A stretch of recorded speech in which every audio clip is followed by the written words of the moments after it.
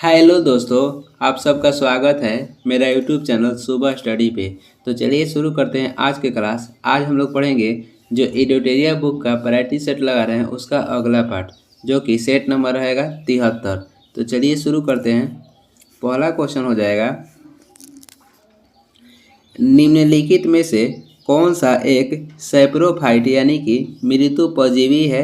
तो इसमें हो जाएगा कवक और बैक्टीरिया। कवक और बैक्टीरिया, कवक के उदाहरण कहेगा तो मशरूम हो जाएगा, खमीर हो जाएगा, ईस्ट हो जाएगा। बैक्टीरिया यानी कि जीवाणु की खोज किए थे लीमेनहॉक 1676 में। 2 नंबर हो जाएगा, मेटाबॉलिक दर नियंत्रित किया जाता है किसके द्वारा। तो ये किया जाता है थायराइड द्वारा। थायराइड ग्रंथि ये सबसे बड़ा अंतःस्रावी ग्रंथि है। थायराइड जो ग्रंथि है ये सबसे बड़ा अंतःस्रावित ग्रंथि है। और सबसे छोटा ग्रंथि कहेगा तो पिट्यूटरी ग्रंथि हो जाएगा, जिसे मास्टर ग्रंथि कहते हैं। और ये मस्तिष्क में स्थित होता है। इसका भार कहेगा तो 0.6 ग्राम होता है। हृदय का वजन कहेगा तो 300 ग्राम होता है। आगे देखेंगे, 3 नंबर क्वेश्चन हो जाएगा, सेक्रेटिन हार्मोन स्रावित होता है कहाँ से। तो ये होता है ग्रहणी द्वारा। यकृत ये सबसे बड़ा ग्रंथि है। और हिपेरिन जो है, हिपेरिन का निर्माण यकृत से होता है। हिपेरिन के कारण ही हमारे शरीर के अंदर खून नहीं जमता है। अग्नाशय क्या है। तो अग्नाशय एक प्रकार का मिश्रित ग्रंथि है। ये अंतःस्रावी और बाह्यस्रावी दोनों है। 4 नंबर हो जाएगा, मानव मस्तिष्क में स्मरण क्षमता कहाँ होती है। स्मरण क्षमता कहेगा तो सेरिब्रम में होता है। इसे मस्तिष्क का बड़ा भाग कहते हैं, या इसे प्रमस्तिष्क भी कहते हैं। और दूसरा सबसे बड़ा भाग कहेगा तो सेरिबेलम हो जाएगा, इसे कहते हैं अनुमस्तिष्क। थैलमस में हमको पता चलता है, शरीर के थैलमस से दर्द, ठंडा और गर्म का एहसास होता है। आगे देखेंगे, 5 नंबर हो जाएगा, निम्नलिखित में से कौन सा एक यूकैरियोटिक जीव का उदाहरण नहीं है। तो इसमें जीवाणु जो है ये यूकैरियोटिक जीव का उदाहरण नहीं है। जो यूकैरियोटिक है ये किस जगत के अंतर्गत आता है। तो ये प्रोटिस्टा समूह के अंतर्गत आता है।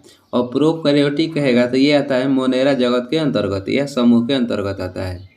जीवाणु के नामकरण कहेगा किसने किया था। तो एहरेनबर्ग किए थे 1829 में। 6 नंबर हो जाएगा, शरीर की समनयन प्रणाली है। शरीर की जो समनयन प्रणाली है वो तंत्रिका और अंतःस्रावी तंत्र है। रक्त परिसंचरण कहेगा खोज 1628 में किसने किया था। तो विलियम हार्वे ने किया था। आगे देख लेंगे, 7 नंबर हो जाएगा, निम्न में से किन पदार्थों के कारण जल में अस्थायी कठोरता होती है। निम्न में से किन पदार्थों के कारण जल में अस्थायी कठोरता होती है। तो मैग्नीशियम HCO3 के होल ट्वाइस तथा कैल्शियम HCO3 के होल ट्वाइस के कारण जल में अस्थायी कठोरता होती है। और अस्थायी कठोरता के कारण कहेगा तो कैल्शियम तथा मैग्नीशियम के क्लोराइड और सल्फेट के घुले रहने के कारण जल में अस्थायी कठोरता का कारण होता है। आगे देख लेंगे, 8 नंबर में है, मिलान करना है सूची 1 को सूची 2 से।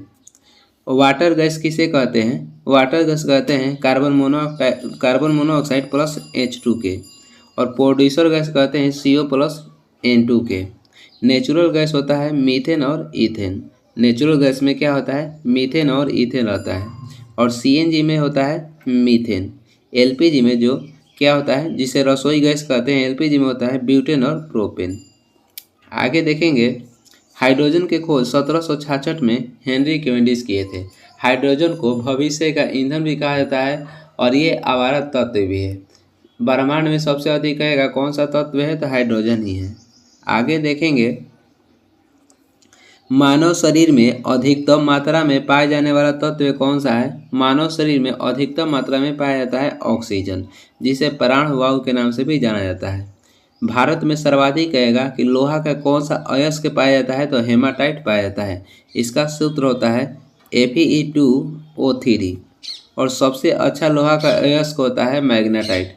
मैग्नेटाइट के सूत्र होता है Fe3O4। और भारत में सबसे अधिक पाया जाता है हेमाटाइट। कैल्शियम की कमी के कारण जो मानव शरीर की हड्डी है ये कमजोर हो जाता है। श्वेत फास्फोरस को जल में रखा जाता है क्योंकि ये हवा से अभिक्रिया कर लेता है। आगे देखेंगे, 10 नंबर हो जाएगा, तेज धावकों की मांसपेशियों में निम्नलिखित में से किसके संचयन से ऐंठन आ जाती है? तो ये संचय हो जाता है लैक्टिक अम्ल के संचयन से मांसपेशियों में क्या होता है? तो ऐंठन आ जाती है। मानव शरीर में कुल कितनी मांसपेशियां पाई जाती है? तो 639। और मानव शरीर में पसलियां की संख्या कहेगा तो 24 होता है। एथेनॉल क्या है? तो एथेनॉल एक प्रकार का एल्कोहल है। ग्लूकोज का सूत्र कहेगा तो C6H12O6 होता है। आगे देख लेंगे, 11 नंबर हो जाएगा। निम्नलिखित में से किस कोशिका अंग से लाइसोसोम बनता है? तो ये बनता है गोल्गी काय से। निम्नलिखित में से कह रहा है किस कोशिका अंगक से लाइसोसोम बनता है? तो गोल्गी काय से बनता है। गोल्गी काय के कार्य कहेगा तो अस्तरवण करना है। केंद्रक के खोज किए थे रॉबर्ट ब्राउन 1831 में। लाइसोसोम के खोज किए थे डी दुबे ने। लाइसोसोम क्या है? तो ये एक प्रकार का एंजाइम है। लाइसोसोम को कोशिका का एटम बम कहा जाता है। राइबोसोम को प्रोटीन का फैक्ट्री कहा जाता है। 12 नंबर हो जाएगा। निम्न में से कौन सा रासायनिक परिवर्तन का उदाहरण नहीं है? तो इसमें जो जल है, जल से वाष्प में परिवर्तन, ये क्या है? तो भौतिक परिवर्तन है। जल का वाष्प में परिवर्तन क्या है? तो भौतिक परिवर्तन है। बाकी सब रासायनिक परिवर्तन है। शरीर में भोजन का पचना, दूध का दही बनना, लोहे में जंग लगना, ये तीनों क्या है? तो रासायनिक परिवर्तन है। और जल का वाष्प में परिवर्तन भौतिक परिवर्तन है। लोहे में जंग लगने के बाद लोहा क्या होता है? तो भारी हो जाता है। आगे देखेंगे, 13 नंबर हो जाएगा। यदि कोई वस्तु वृत्ताकार पथ में घुमाई जाती है तो उस पर किया गया कार्य क्या होगा? तो शून्य होगा। जब कोई वस्तु वृत्ताकार पथ में घुमाई जाती है तो उस पर किया गया कार्य होता है शून्य। जब बल एवं विस्थापन एक ही दिशा में हो तो कार्य धनात्मक होता है, और विपरीत दिशा में हो तो कार्य क्या होगा? ऋणात्मक हो जाएगा। जब लघु पथ यानी कि शॉर्ट सर्किट की दशा घटित होती है तो परिपथ में धारा क्या होती है? जब शॉर्ट सर्किट होता है तो परिपथ में धारा पर्याप्त मात्रा में बढ़ती है। एक आता है क्वेश्चन कि डायोड से धारा कितनी दिशा में बहती है? तो डायोड से धारा जो है एक दिशा में बहती है। आगे देख लेंगे, अगला क्वेश्चन है विरंजक चूर्ण और डीडीटी के बारे में निम्नलिखित में से कौन सा कथन सही है? विरंजक चूर्ण और डीडीटी के बारे में, ये दोनों में क्या होता है? तो क्लोरीन यौगिक होता है। दोनों में कॉमन है कि क्लोरीन यौगिक होता है। विरंजक चूर्ण का सूत्र कहेगा तो CaOCl2 होता है। और डीडीटी क्या है? तो ये एक प्रकार का कीटनाशक है। इसका फुल फॉर्म कहेगा डाइफिनाइल ट्राइक्लोरोइथेन होता है। 16 नंबर क्वेश्चन है निम्न में से कौन सा गुण ध्वनि तरंग में विद्यमान नहीं है? ध्वनि तरंग में विद्यमान नहीं है ध्रुवण। ध्रुवण किस में होता है? तो ये होता है प्रकाश तरंग में। प्रकाश तरंग क्या है? तो अनुप्रस्थ है। और ध्वनि तरंग कहेगा तो अनुधार्य है। बाकी अनुनाद और प्रतिध्वनि और विवर्तन किस में होता है? तो ध्वनि तरंग में होता है। आगे देख लेंगे, 17 नंबर हो जाएगा। उपस्थिति निम्नलिखित में से किस में नहीं पाया जाता है? तो मूत्राशय में नहीं पाया जाता है। बाकी कंठ और कर्ण और नासिका में पाया जाता है। सबसे छोटा कहेगा हड्डी कौन सा है? तो कान में पाया जाता है। कान में सबसे छोटी हड्डी पाई जाती है अस्टेपिस। कान में सबसे छोटी हड्डी पाई जाती है अस्टेपिस। सबसे बड़ा कहेगा तो जांघ में पाया जाता है फीमर। कहेगा मूत्र का निर्माण कहाँ से होता है? तो मूत्र का निर्माण जो होता है वृक्क से होता है। और वृक्क के वजन कहेगा तो 150 ग्राम लगभग होता है। 18 नंबर क्वेश्चन हो जाएगा निम्नलिखित में से किसकी कोई इकाई नहीं है? निम्नलिखित में से कह रहा है कि किसकी कोई भी इकाई नहीं है? तो सापेक्षिक घनत्व का कोई भी इकाई नहीं है। दाब का SI मात्रा कहेगा तो न्यूटन पर मीटर स्क्वायर होता है। घनत्व एक हो जाएगा द्रव्यमान बटे आयतन। आगे देख लेंगे, 19 नंबर क्वेश्चन है वह तत्व जो रक्त में नहीं पाया जाता है? तो क्रोमियम रक्त में नहीं पाया जाता है। सर्वाधिक रक्त में पाया जाता है लौह तत्व। तांबा कहेगा शत्रु कौन सा हो जाएगा? तो गंधक हो जाएगा। और जो त्वरित चालक होता है ये तांबा के ही बनाया जाता है। त्वरित जो चालक है ये बिल्डिंग पर लगाया जाता है, क्योंकि जब बिजली चमकती है उससे बचाने के लिए त्वरित चालक का प्रयोग किया जाता है ऊंचे बिल्डिंगों पर। मैग्नीशियम जो धातु है ये क्लोरोफिल के केंद्र में पाया जाता है, जिसके कारण जो पौधे के पत्ता होता है हरा होता है। 20 नंबर क्वेश्चन हो जाएगा पौधे के किस हिस्से से हल्दी प्राप्त की जाती है जो आमतौर पर रंग और एंटीसेप्टिक के रूप में इस्तेमाल की जाती है। तो पौधे के कह रहा है कि किस हिस्से से हल्दी प्राप्त की जाती है, तो हल्दी प्राप्त की जाती है तना से। और तना का अन्य उदाहरण कहेगा तो आलू और प्याज हो जाएगा। जड़ का उदाहरण हो जाएगा शलजम और गाजर। आगे देखेंगे 21 नंबर क्वेश्चन है, भारतीय रिजर्व बैंक द्वारा बैंक दर कम करने की ओर कहा जाता है तो बाजार में अधिक तरलता। भारतीय रिजर्व बैंक द्वारा बैंक दर कम करने की ओर जाता है तो बाजार में अधिक तरलता। भारतीय रिजर्व बैंक का गठन हुआ था 1 अप्रैल 1935 में। इसका राष्ट्रीयकरण हुआ था 1 जनवरी 1949 में। इसका कहेगा कि मुख्यालय कोलकाता से मुंबई कब कर दिया गया था, 1937 में। भारतीय रिजर्व बैंक का जब गठन हुआ था उस समय इसकी पूंजी कितनी थी, तो 5 करोड़ थी। केंद्रीय बैंकिंग जांच समिति गठन कहेगा तो 1931 में हुआ था। केंद्रीय बैंकिंग जांच समिति गठन 1931 में हुआ था। आगे देखेंगे, घाटे के वित्त पोषण के कारण अर्थव्यवस्था में निम्नलिखित में से कौन सा विकास हो सकता है, तो ये हो सकता है मुद्रास्फीति में वृद्धि, सरकारी कर्ज में वृद्धि और धन की आपूर्ति में वृद्धि। मुद्रास्फीति में क्या होता है, तो मांग के बढ़ने से वस्तु की कीमत में भी वृद्धि होता है। और इसमें कहेगा किसको हानि होती है, तो ऋणदाता को हानि होता है और ऋणी को लाभ होता है। आगे देख लेंगे 23 नंबर हो जाएगा, संसद में केंद्रीय बजट की तैयारी और प्रस्तुति के लिए निम्नलिखित में से कौन सा विभाग जिम्मेदार है, तो ये हो जाएगा आर्थिक मामलों के विभाग। बजट शब्द का उल्लेख संविधान में कहीं भी नहीं किया गया है और बजट को वार्षिक वित्तीय विवरण के रूप में उल्लेख किया जाता है, जिसका उल्लेख है अनुच्छेद 112 में। स्वतंत्र भारत के प्रथम कहेगा बजट किसने पेश किया था, तो षणमुखम सेठी ने। आगे देखेंगे 24 नंबर हो जाएगा, एक खुली अर्थव्यवस्था वह अर्थव्यवस्था है जिसमें निर्यात के साथ साथ आयात भी होता है, यानी कि निर्यात आयात दोनों होता है, उसे खुली अर्थव्यवस्था कहते हैं। भारत में कहेगा किस प्रकार का अर्थव्यवस्था पाया जाता है, तो मिश्रित पाया जाता है। मिश्रित में क्या होता है, सार्वजनिक और निजी क्षेत्र का सहअस्तित्व होता है, यानी कि दोनों का मिलन होता है, दोनों का भाग रहता है, सार्वजनिक का भी और निजी का भी। 25 नंबर हो जाएगा, संविधान के किस अनुच्छेद में अखिल भारतीय सेवाओं का उपबंध किया गया है, तो ये किया गया है अनुच्छेद 312 में। अखिल भारतीय सेवाओं का निर्माण कौन करता है, तो संसद करता है। और लोक सेवा आयोग का गठन का उल्लेख किया गया है अनुच्छेद 315 में। 26 नंबर हो जाएगा, भारतीय संविधान में एकल नागरिकता का प्रावधान निम्न में से किस देश के संविधान से लिया गया है, तो एकल नागरिकता लिया गया है ब्रिटेन के संविधान से। नागरिकता का उल्लेख भाग 2 में किया गया है अनुच्छेद 5 से 11 तक। फ्रांस के संविधान से लिया गया है गणतंत्र शब्द। फ्रांसीसी क्रांति हुआ था 1789 में, उस समय वहाँ के कहेगा किसकी शासनकाल था, तो लुई 16वां का। एकल नागरिकता कहेगा कहाँ से लिया गया है, एकल नागरिकता लिया गया है ब्रिटेन से। और वही कहेगा संघीय शब्द कहाँ से लिया गया है, एकल नागरिकता ब्रिटेन होगा, संघीय शब्द लिया गया है कनाडा से। और प्रस्तावना के भाषा कहेगा तो ऑस्ट्रेलिया के संविधान से लिया गया है, और केवल प्रस्तावना कहेगा तो अमेरिका के संविधान से लिया गया है। कनाडा से लिया गया है संघीय शब्द। आगे देखेंगे 27 नंबर हो जाएगा, यह सिद्धांत कि स्वतंत्र भारत के लिए नए संविधान को तैयार करना मुख्यतः यद्यपि अकेले नहीं खुद स्वयं भारतीय की जिम्मेदारी होनी चाहिए, पहली बार निम्नलिखित में से किस एक में स्वीकार किया गया, तो ये किया गया था वायसराय ललितगो का अगस्त प्रस्ताव में, और ये लाया गया था 1940 में।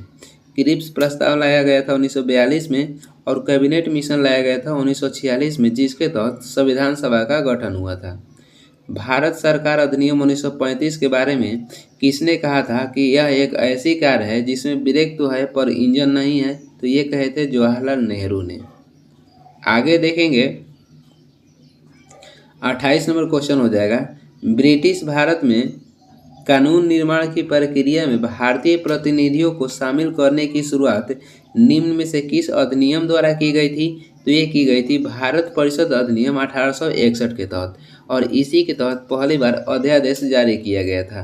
भारत परिषद अधिनियम 1909 के तहत पार्लियामेंट्री सुधार लाया गया था। भारत परिषद अधिनियम 1892 के तहत अप्रत्यक्ष निर्वाचन प्रणाली की शुरुआत की गई थी। और भारत शासन अधिनियम 1858 के तहत मुगल पद की समाप्ति की गई थी। आगे देख लेंगे 29 नंबर है, निम्न कथनों में से कौन सा कथन सही है? तो इसमें केवल सही है सी, संयुक्त बैठक की कार्यवाही लोकसभा के प्रक्रिया नियमों के अनुसार संचालित होता है, ये सही है। बाकी देख लेते हैं, लोकसभा अध्यक्ष संसद की संयुक्त अधिवेशन बुलाता है, तो लोकसभा अध्यक्ष नहीं बुलाता है, संसद की संयुक्त अधिवेशन जो है राष्ट्रपति बुलाते हैं और इसका अध्यक्षता लोकसभा के अध्यक्ष करता है।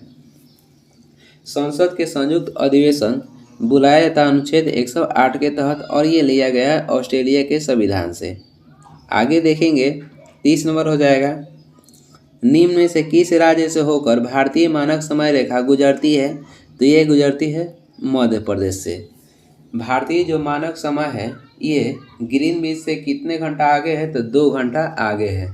भारतीय मानक समय कहते हैं 82.5 डिग्री पूर्वी देशांतर को, और भारतीय मानक समय 5 राज्यों से होकर गुजरती है, मध्य प्रदेश, आंध्र प्रदेश और उत्तर प्रदेश, छत्तीसगढ़, उड़ीसा से।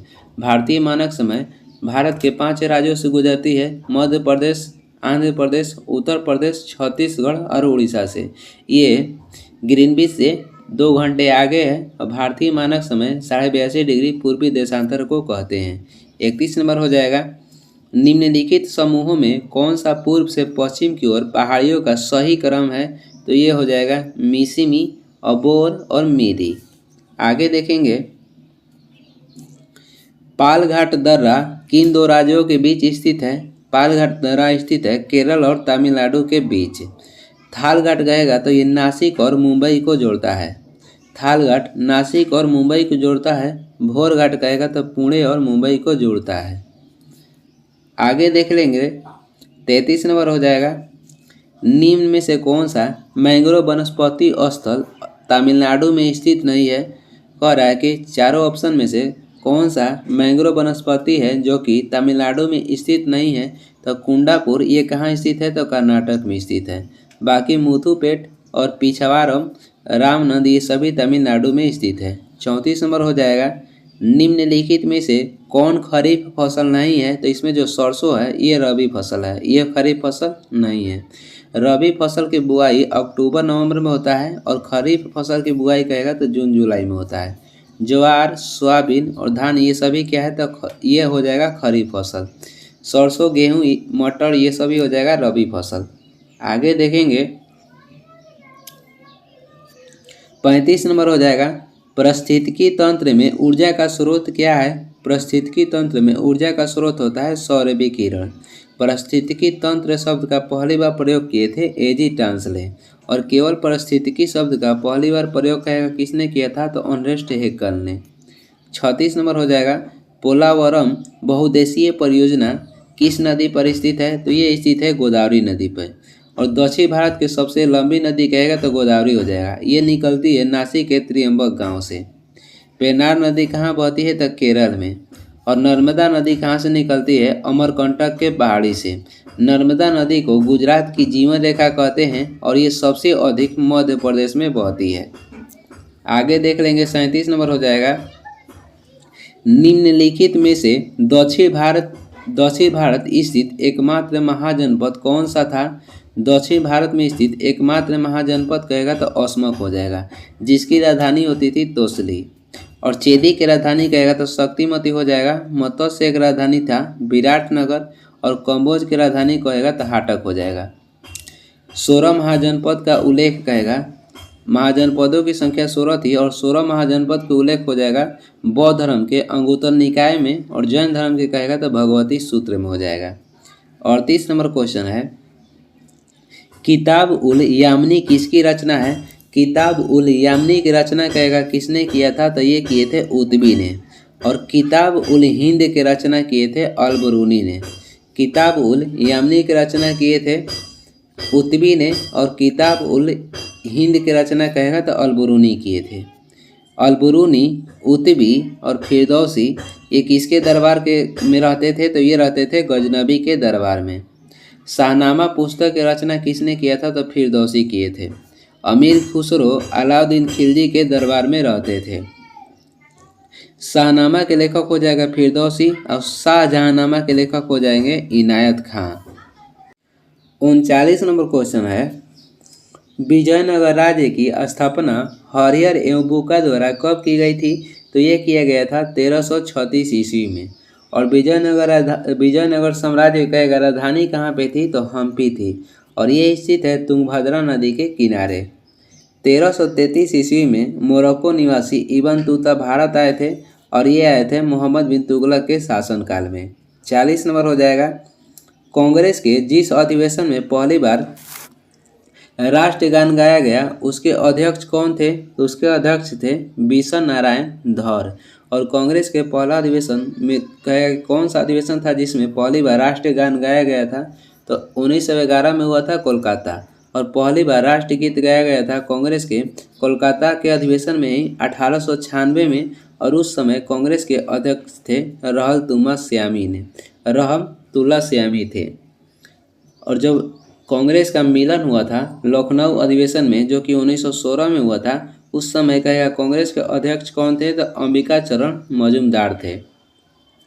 गोपाल कृष्ण गोखले ने कांग्रेस की अध्यक्षता किए थे बनारस अधिवेशन में 1905 में। आगे देखेंगे 41 नंबर हो जाएगा, लंदन में कर्जन वायली की हत्या का संबंध किससे है? यानी कि लंदन में कर्जन वायली की हत्या किसने किया था? मदन लाल धिंगारा। कब? तो 1909 में। और जनरल ओडायर का लंदन में हत्या किसने किया था? उधम सिंह। कब? तो 1940 में। जनरल ओडायर ने अमृतसर में जो जलियांवाला बाग हत्याकांड हुआ था उससे संबंधित है और उसमें गोली चलाने का जो आदेश दिया था जनरल ओडायर ही दिया था, जिसकी हत्या किए थे उधम सिंह 1940 में। अलीपुर बम हत्याकांड में कहेगा अरविंद घोष के बचाव किसने किया था? तो ये किए थे चित्तरंजन दास ने।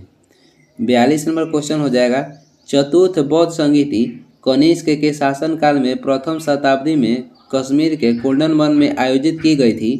इसकी अध्यक्षता किसने की थी? तो चतुर्थ बौद्ध संगीति की अध्यक्षता कहेगा तो वसुमित्र किए थे। पहला बौद्ध संगीति का अध्यक्षता किए थे महाकश्यप, दूसरा के किए थे साबाकामी, तीसरा के किए थे मोगलीपुत्तीस और चौथा किए थे वसुमित्र। और कहेगा कि प्रथम चारों जो बौद्ध संगीति था ये कहाँ कहाँ हुआ था? तो पहला हुआ था राजगिरी में, दूसरा हुआ था वैशाली में और तीसरा हुआ था पाटलिपुत्र में और चौथा हुआ था कुंडनवन कश्मीर में। इसका ट्रिक होता है रावे पाक। राजगिरी, वैशाली, पाटलिपुत्र, कुंडनवन कश्मीर। और किसके कहेगा शासन काल में हुआ था? तो अजातशत्रु पहला हुआ था, दूसरा कालाशोक, तीसरा अशोक, चौथा कहेगा तो कनिष्क। इसका ट्रिक है अक्का अक। आगे देखेंगे 43 नंबर क्वेश्चन हो जाएगा, किस गवर्नर जनरल ने अफगानिस्तान के प्रति फॉरवर्ड नीति का अनुसरण किया था? तो ये किए थे लॉर्ड लिटन। लॉर्ड लिटन ने वर्नाक्यूलर प्रेस एक्ट लागू किए थे 1878 में, जिसे समाप्त किए थे लॉर्ड रिपन 1882 में। लॉर्ड कॉर्नवालिस ने बंगाल में अस्थायी बंदोबस्त लागू किए थे 1793 में।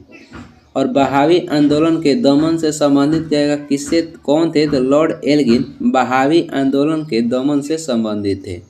44 नंबर हो जाएगा, द इंडियन नेशन समाचार पत्र की स्थापना निम्न में से किसने की थी? द इंडियन नेशन समाचार पत्र की स्थापना महाराजा कमलेश्वर सिंह किए थे। मौलाना मजरुल हक कौन थे? तो ये पाकिस्तान के अर्थशास्त्री थे। राजेंद्र प्रसाद को देश रत्न की उपाधि दी गई थी। और द नेशन हेराल्ड पत्रिका के संपादक कहेगा तो जवाहरलाल नेहरू हो जाएंगे। आगे देखेंगे, काकोरी कांड को निम्नलिखित में से किस संगठन के क्रांतिकारियों ने अंजाम दिया था? तो ये संगठन का नाम था हिंदुस्तान रिपब्लिक एसोसिएशन, जिसका गठन हुआ था 1924 में।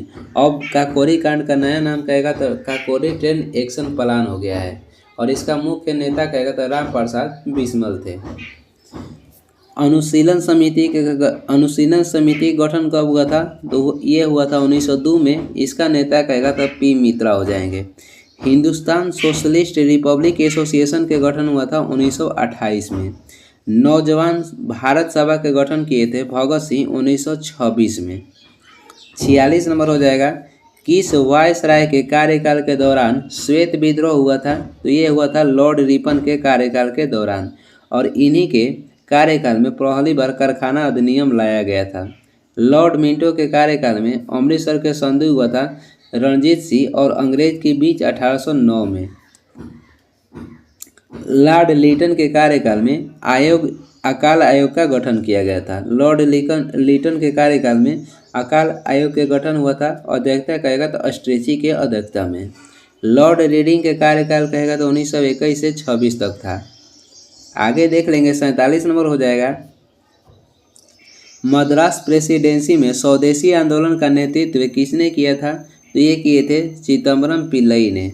स्वदेशी जो आंदोलन था ये बंगाल विभाजन के विरोध में हुआ था 1905 में। सी राजगोपालचारी का उपनाम कहेगा तो राजा जी हो जाएगा। 48 नंबर क्वेश्चन है, अशोक के अभिलेखों की भाषा क्या है? अशोक के कहेगा अभिलेखों की भाषा पूछ रहा है तो भाषा हो जाएगा प्राकृत और लिपि कहेगा तो ब्राह्मणी लिपि था। महावीर ने जो प्रथम उपदेश दिए थे राजगृह में वो कौन भाषा में दिए थे? तो प्राकृत भाषा में दिए थे। हिंदी जो लिपि है ये देवनागरी लिपि में लिखा जाता है। बुद्ध अपना प्रथम उपदेश दिए थे सारनाथ में, ये किस भाषा में दिए थे? तो पाली भाषा में। आर्य के कहेगा भाषा कौन सी थी? तो संस्कृत थी। 49 नंबर हो जाएगा। अमीर खुसरो ने फारसी में जौहर का प्रथम विवरण लिखा है। यह विवरण किस राजा के राज्य से संबंधित है? तो ये संबंधित है रतन सिंह से। रतन सिंह कहाँ के राजा थे? तो ये मेवाड़ राजस्थान के राजा थे। आगे देखेंगे, अगला क्वेश्चन हो जाएगा 50 नंबर।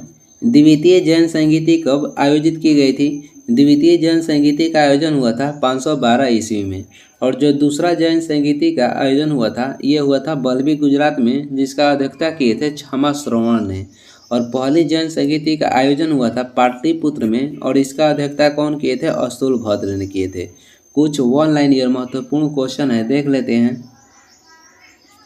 विधि आयोग के सिफारिशों के आधार पर लोक सेवा आयोग का स्थापना किया गया था। तो ये किया गया था अधिनियम 1919 के तहत 1926 में।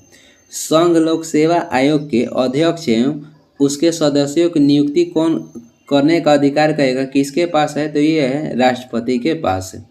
संघ लोक सेवा आयोग के सदस्यों का कार्यकाल होता है जनरली 6 वर्ष या उम्र 65 वर्ष उम्र पहले पूरा होने से पहले भी हो सकता है।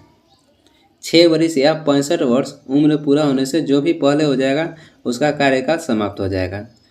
राष्ट्रीय निर्वाचन आयोग की स्थापना कब की गई थी? 25 जनवरी 1950 में। और सर्वोच्च न्यायालय गठन कब हुआ था? 28 जनवरी 1950 में। सर्वोच्च न्यायालय गठन हुआ था 28 जनवरी 1950 और राष्ट्रीय निर्वाचन आयोग का गठन हुआ था 25 जनवरी 1950 में। आगे देखेंगे,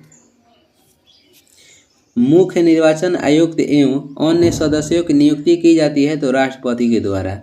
1993 के बाद राष्ट्रीय निर्वाचन आयोग को बनाया गया था 3 सदस्यीय आयोग बनाया गया था। इसके पूर्व 1 सदस्यीय था। 1993 के बाद राष्ट्रीय निर्वाचन आयोग में 1 मुख्य निर्वाचन आयुक्त और 2 अन्य निर्वाचन आयुक्त होते हैं। मुख्य निर्वाचन आयुक्त का कार्यकाल होता है 6 वर्ष या 65 वर्ष, जो भी पहले पूरा हो जाए।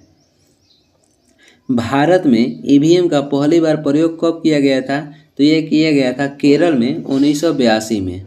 और ईवीएम का प्रयोग कर संपूर्ण चुनाव संपादित करने वाला पहला राज्य कहेगा तो गोवा हो जाएगा। आगे देखेंगे, आगे हो जाएगा VVPAT का पूर्ण रूप क्या है? तो voter verifiable paper audit trial होता है। किस वर्ष से चुनाव आयोग द्वारा फोटो युक्त पहचान पत्र का प्रयोग किया गया? फोटो वाला पहचान पत्र कब से प्रयोग किया जा रहा है? तो 1993 से। परिसीमन आयोग के अध्यक्ष कौन होते हैं? तो मुख्य निर्वाचन आयुक्त होते हैं। पहली परिसीमन आयोग का गठन किया गया था 1952 में और राष्ट्रीय विकास परिषद के गठन भी 6 अगस्त 1952 में किया गया था। आगे देखेंगे, पद के अनुसार उसका वरीयता क्रम देखेंगे, किसका पद का वैल्यू जो है सबसे अधिक है।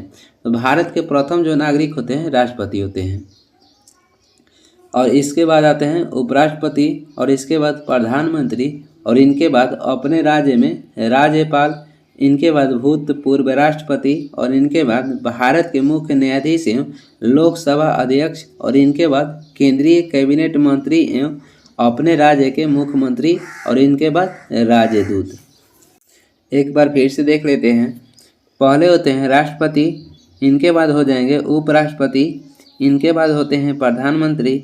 इनके बाद अपने राज्यों में राज्यपाल का होता है और इसके बाद भूतपूर्व राष्ट्रपति होते हैं और इनके बाद भारत के मुख्य न्यायाधीश एवं लोकसभा के अध्यक्ष होते हैं और इनके बाद केंद्रीय कैबिनेट मंत्री एवं अपने राज्य के मुख्यमंत्री होते हैं और इनके बाद होते हैं राजदूत। यह इस वीडियो का लास्ट क्वेश्चन था और वीडियो को लास्ट तक देखने के लिए धन्यवाद। वीडियो पसंद आ रहा तो लाइक कर दे और चैनल पर नए हैं तो सब्सक्राइब कर दीजिएगा। इसका PDF चाहिए तो डिस्क्रिप्शन में टेलीग्राम के लिंक है, वहाँ से डाउनलोड कर लीजिए या टेलीग्राम पे सर्च भी कर सकते हैं सुबह स्टडी। Thank you.